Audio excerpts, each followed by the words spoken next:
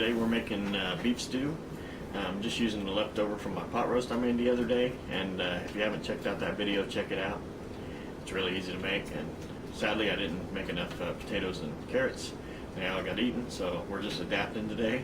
But that's the beauty of beef stew, you know, you can adapt and you can throw different things in there, so you can kind of get the basic idea and you can kind of make it your own. But let's see how it goes, and let's get started. Okay, so I added a little olive oil to the bottom of this, and I got some leftover peppers and onions from my Sloppy Joe video. If you haven't seen that one, that one's a good one. But anyway, we're just going to add this to the olive oil. You know, we're just going to throw it in there. So, but first I'm going to show you a little magic trick. First you move your hand, abracadabra, shazam. Pretty cool trick, huh?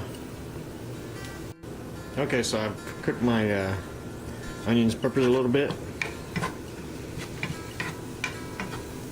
and I just got all my leftover goop I got here from my roast, and I just saved the gravy, the broth, everything. And what I did was I just kind of cut up the beef a little bit, and what little bit of potatoes and carrots are in there. I'm just going to dump that in there.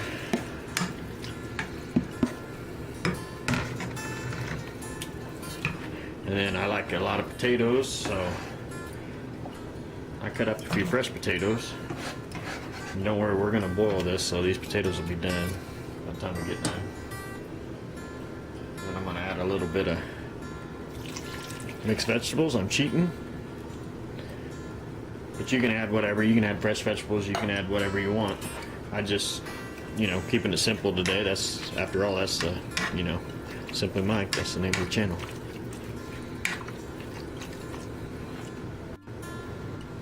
Alright, and then I'm just going to add some water to this. I'll throw it pretty full. Some of your water is going to evaporate. Maybe a little bit more water. And then I'm just going to add some beef bouillon cubes. You're going to have some beef flavor in there, and I'm just going to say about 3 for this amount. But you know, you can add a little bit, and then you know, once it dissolves, then you can taste it. If you think it needs a little bit more beef flavor, you can add a little bit more. Okay, so we've got everything ready. We're just going to bring it to a boil, and then let all our potatoes cook and everything. Since we already cooked the roast, it's already cooked. All those flavors, you know, we have the gravy and the broth and everything in there. So it's not going to take long for all those flavors to get together. But you know, you can simmer it for a while, make sure the potatoes are good and cooked and everything, and then we'll come back. Now, if you want to use just raw beef and potatoes, you can do, you know, the exact same method and just, you know, cook it a little longer and let all those flavors blend together. Alright, so I've been simmering this for about an hour, and you know, the potatoes are getting done now. Remember that if you're cooking this from scratch and you just put, you know, beef, and you're cooking everything from scratch, then you're going to have to boil it a lot longer, probably, I don't know, I would say at least 3 or 4 hours. So, okay, so I've turned the heat off, and I've had this simmering a while, and I'm just going to take my roux, and if you need to know how to make that, you can look up my how to make cream gravy the wrong way video, and it'll tell you all about that. So anyway, I just turned it off. It's still plenty hot enough to thicken up, so we're just going to add a little bit of roux at a time.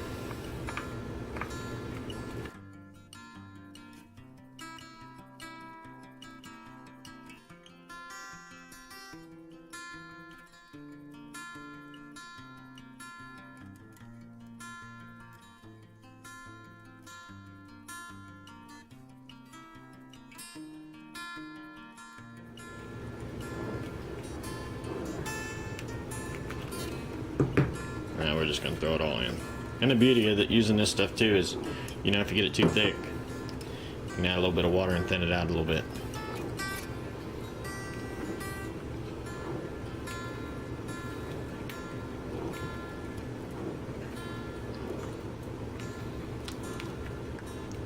Okay, so now once we got it to our desired thickness, add our kitchen bouquet browning and seasoning sauce.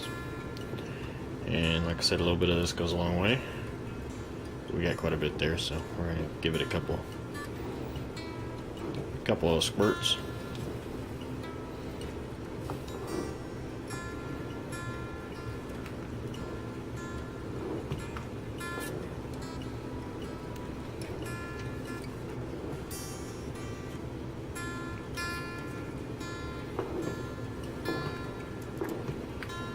And just depending on how dark you want it, how you want it to look, depends on how much you add.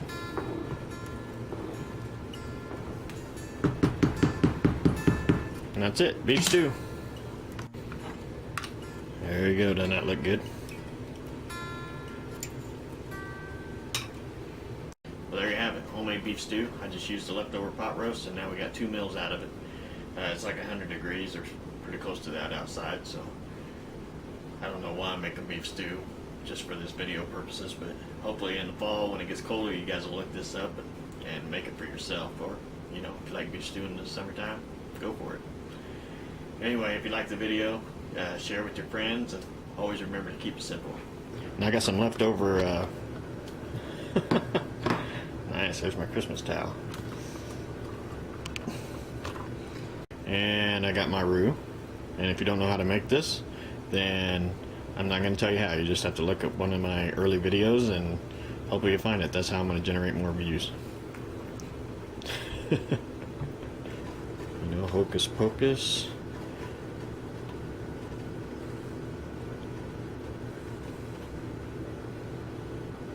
Bam.